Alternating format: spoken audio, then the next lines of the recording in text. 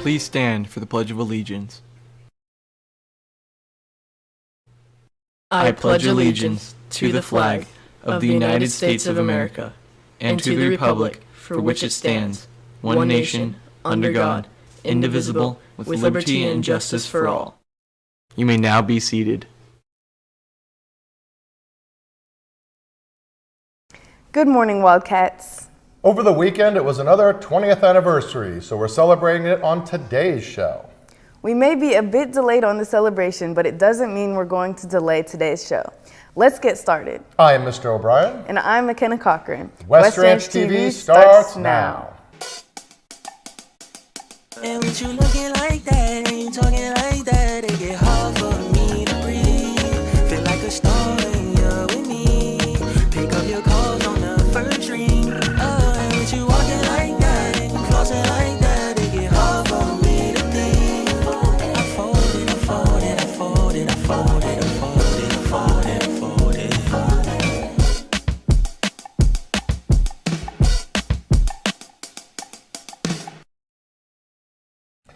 If you may be wondering what I looked like 20 years ago, here we go, over there. Here I am. Deadline for senior pictures for the yearbook is November 2nd. Check the Daily Bulletin for the phone number to call O'Connor Photography to make an appointment. Swim tryouts are today at 3:30 for girls and Wednesday at 3:30 for boys, both at the Santa Clarita Aquatic Center. See Miss Livingstone in room 512 for any questions.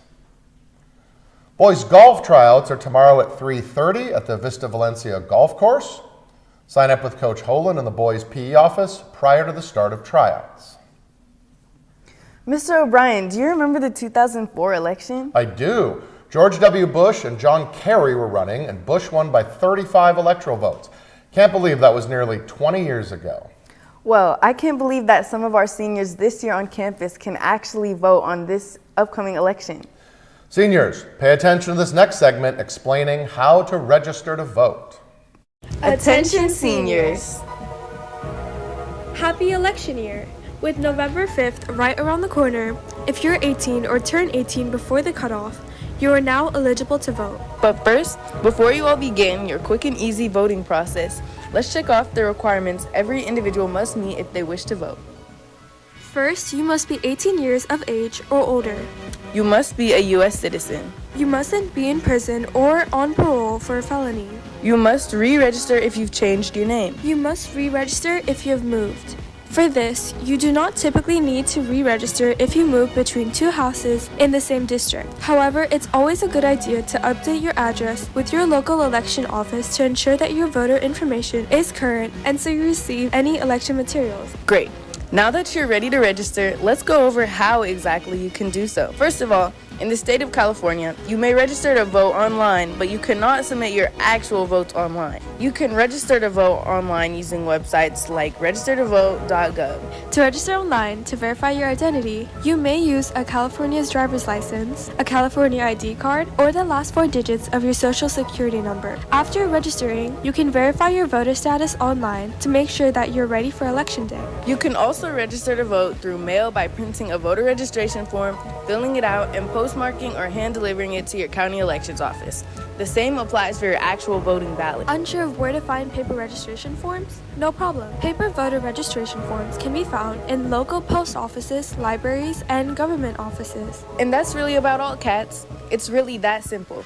Just remember, you must be registered 15 days prior to Election Day, which, in other words, is October 21st, 2024 by 11:59 p.m. Registration will not be valid for this year's election any later than this time. Once registered, you can submit your votes as late as November 5th by 8 p.m. post time.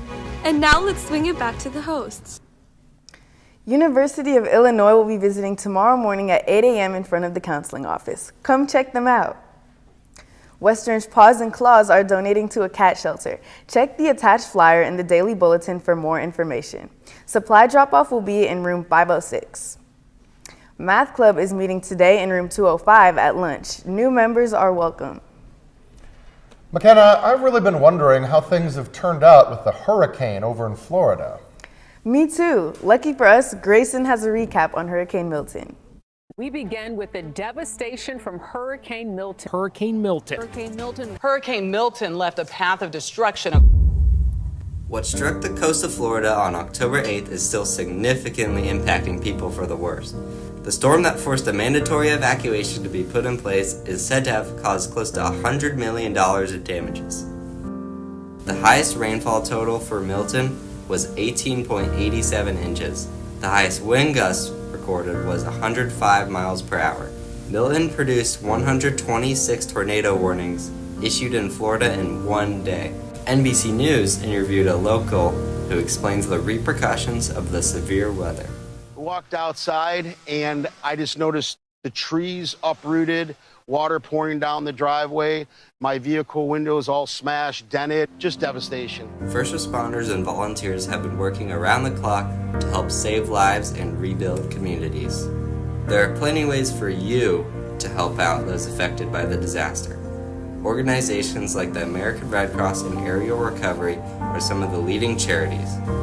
Any donation will help. This has been Hudson, West Range TV, reporting. Well, this has been all for yet another 20th anniversary show. This has been your best set of hosts. I'm Mr. O'Brien. And I'm Mckenna Cochran. Have a great day, Wildcats.